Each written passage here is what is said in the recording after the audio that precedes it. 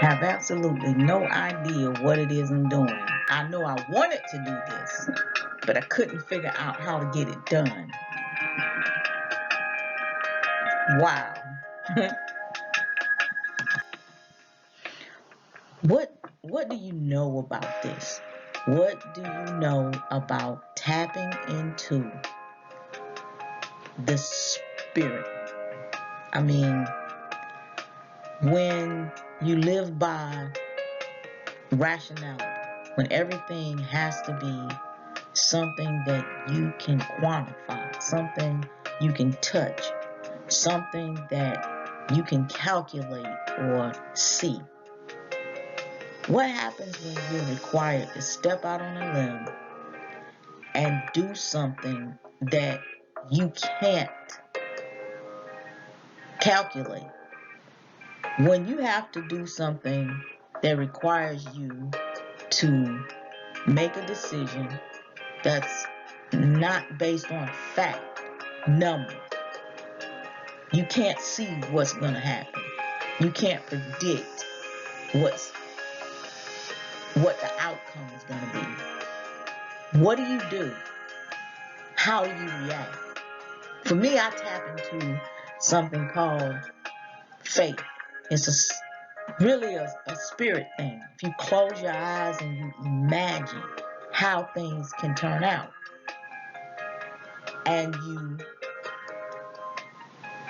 imagine the outcome you need, and you consider the rationale, you consider the physical aspects, yet you find there's a gap. You have to imagine the part that's not there. Basically, it's like filling in the blanks. If you have a sentence and you put a blank and there's a missing word, you've got a list and you have to figure out which word belongs there. Well, now you pick the word you think best fits that blank that completes the sentence, and then you hope it's right. That's faith. That's tapping into that spirit realm, but it's a little more, it's more to it. You still have to believe it. You have to imagine it. You have to conceptualize it. You gotta see it. When you close your eyes and you imagine it, you can see it. And that's tapping into the spirit realm. When you do that, there's a magic that happens. There's a magic that your brain sends out the signal into the universe, and it magnetizes your imagination. Now, maybe it won't come exactly the way you imagine it, but if you're receptive, if you pay attention to the things that are being drawn to you, you will accomplish the outcome. You'll magnetize what you want. 9 times out of 10, you'll magnetize something greater than what you imagine. But you have to start by dismissing the physical evidence and imagining the intangible desires. Eventually they fuse together, the physical and the spirit. What you imagine fills in the blanks where the physical failed to do so. Are you the type of person who depends on physical reality? If you can't feel it, see it, touch it, quantify it, calculate it, then you don't believe it's real. You can't imagine the possibilities of something coming into manifestation. You can't imagine having something unless you can manipulate the physical process. Some people live by what we call faith, and that faith consists of, I have only X amount of proof to substantiate my belief that I am going to have the end result. I have to then imagine the remaining part of the process and hope that it gets me to the end result.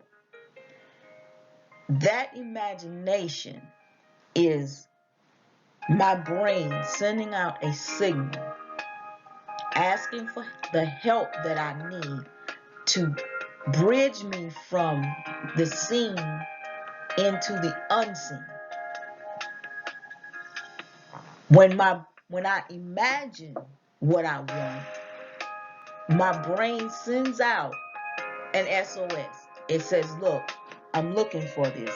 I need this. I gotta have this. And the universe sends in return those things that will help me to accomplish my goal. When you only depend on what you can see, what you feel, then your abilities are limited.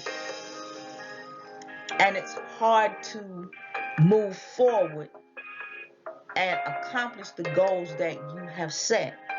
Most people tend to give up. But when you depend on the unseen, when you depend on that thing that you can't manipulate, that thing that you have absolutely no proof will happen, then you're no longer depending on physical things. You're depending on what is spiritual. You're depending on what most of us call God. But if you take away the God word, then you're depending on the invisible. You're depending on chance. And believe it or not, that is the stronger thing. That is the thing that is more powerful than what you're able to do. Because it's an invisible bridge that you cross from where you are to where you want to be. At this point, you're walking in the spirit realm. You're in a spiritual dimension where spirit has created a blueprint, and you have to decide what to do. Spirit has given you a list of things to accomplish, things that you have to manifest. It's giving you direction. You've got an empty blank, and it's like walking on water. You feel insecure, but if you allow fear to stop you, then you've failed to complete the task that spirit has set before you.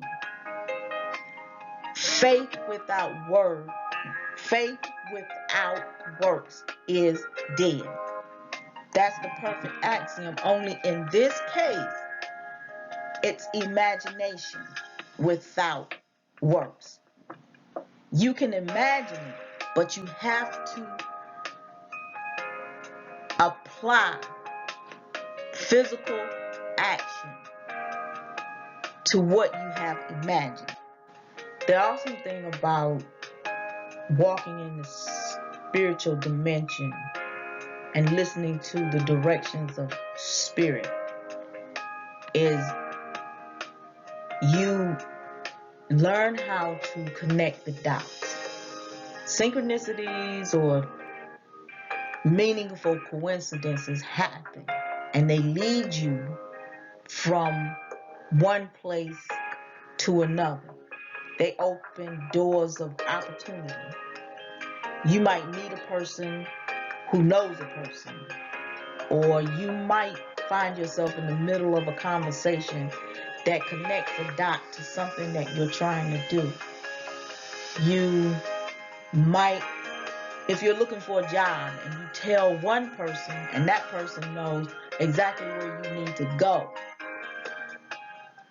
to get where you want to be. It's like following directions. You don't know where you're going. You stop to the gas station and you ask somebody and they give you all these directions. And you have to follow this sign and you got to stop to that light and you got to do this and you got to do that. It's the very same thing when you're walking in the spirit realm, only you're paying attention to what people say, the people who are drawn to you, the certain circumstances and opportunities. And eventually, if you follow those meaningful coincidences, those things that say, hey, this has a lot to do with what you're trying to do. This is going to get you where you want to go. And sometimes it will lead you into an odd place and take you on a path that is not exactly where you're trying to go, but it's the long route. It'll get you there.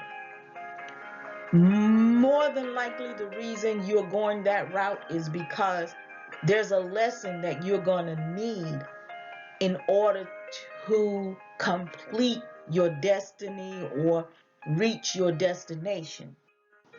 As you become accustomed to operating within the spiritual dimension, you ultimately learn to recognize the subliminal or synchronistic instructions of the universe or the spirit as it speaks. You automatically learn how to connect or recognize the dots that need to be connected. And eventually you will begin to do even greater things than you had originally imagined.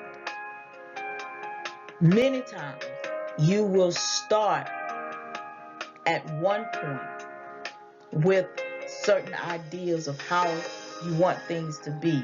You'll have one desire, but the universe or the spirit realm has a way of directing you on a path that creates a greater desire. So while you may accomplish the little things that you want to do, God or the spirit or the universe directs you on a path that pushes you into things that you never imagined you could do. Yes, life is tough. Sometimes things are just extremely hard. You want to give up. Whatever you do, don't stop pushing. True, you may leave this life and never accomplish the ultimate goal. But just think about all that you did do. Think about all that you can do. Think about what you'll leave behind. And every day that God gives you an opportunity to live on this earth and breathe and do something, do a little bit more. Push a little bit harder. Make it a little easier for the next person. Nobody is guaranteed anything when they come into this life. You only have the time that you have. You live till you die. And whether you accomplish little things or great things, it all adds up to whatever the ultimate goal of the universe is. How you live your life depends on you. You have a choice. You can make a bucket list of depressing outcomes, or you can make a bucket list of things that satisfy you. Your bucket list will never look like that of the next person. And it shouldn't, because what makes one person happy won't make the next person happy. I may want hot dogs for the rest of my life, and my neighbor wants steak for the rest of his. We can sit down in the park and have a great conversation, enjoying the meals that we've chosen, laughing and joking about something that we both find amusing. Or I can do everything I can trying to be like the next person and be a miserable soul. It's not intended for everybody to do the same things in life. I can't move a mountain, but I can move a rock. Maybe. Maybe not. I can't sing like other people. It's hard most of the time for me to express my thoughts verbally, but I can contribute to those who will listen. I can direct those who will give me an opportunity. And the rest is up to the universe. Those who come to me or are sent to me leave better than they came. And that, for me, is a great accomplishment. Sometimes in life, you never know what you're going to get. One thing's for sure, if you consistently tap into that spiritual dimension and you ride that endless wave of wisdom and knowledge, you constantly connect with the subliminal messages and strive to understand and follow the synchronistic instructions of the universe. When the end comes, there will be something for people to talk about. Okay, here I go again, not knowing exactly what it is I'm doing. This is where I began. This is where the spirit stepped in and took completely over in the beginning. I'm at the end now, and I have to confess, I did something. I'm still trying to figure it out, but it's just, this is proof that God will direct you. The universe will show you. And if you just keep plugging away at it, you'll figure it all out. Wish me luck. I'm going to get this done. I'm going to do it. Somehow, I'm going to do it. Thank you for listening. This message is brought to you by I am Jun Neem. At Just Talk One-on-One, we provide psychotherapeutic services combined with alternative counseling and person-centered coaching.